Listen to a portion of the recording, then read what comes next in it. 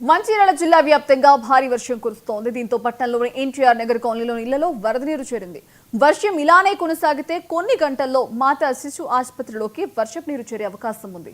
దీంతో ముందస్తు చర్యలకు దిగిన అధికారులు మాతా శిశు ఆసుపత్రిలో చేరిన గర్భిణీలను మంచిర్యాల ఆసుపత్రికి తరలించారు. మరోవైపు వరద నీరుని తరలించేందుకు అధికారులు చర్యలు చేపట్టారు.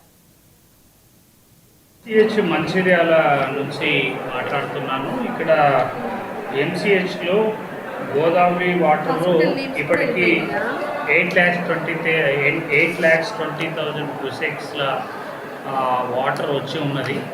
ఇంకొంచెం వాటర్ పెరిగే అవకాశం ఉంది కాబట్టి ముందు జాగ్రత్తగా మేము ఎంసీహెచ్లో ఉన్నటువంటి 63 కేసులు, డెలివరీ కాకుండా డెలివరీ కోసం వచ్చినటువంటి కేసెస్ 40 కేసెస్, ఆ 40 కేసెస్ తర్వాత పోస్ట్ ఆపరేటివ్లో ఉన్నటువంటి 15 కేసులు, డెలివరీ అయిపోయినటువంటి ఆల్రెడీ డెలివరీ అయిన కేసెస్ ఒక 8 కేసెస్, ఐసీయూలో ఒక 2 కేసెస్, టోటల్గా 63 కేసెస్ని సేఫ్ ప్లేస్కి అంటే గవర్నమెంట్ జీజీహెచ్ హాస్పిటల్కి షిఫ్ట్ చేయడానికి మేము ఏర్పాట్లు చేసి ఉన్నాము. దానికి సంబంధించి అంటే ఇప్పటికైతే సేఫ్టీగా ఉన్నాయి కేసెస్ అన్నీ కూడా, కానీ మరింత పెరిగే అవకాశం ఉంటే మనకి సేఫ్టీ కొరకు మాత్రమే మేము 108, 102 వెహికల్స్, అంబులెన్స్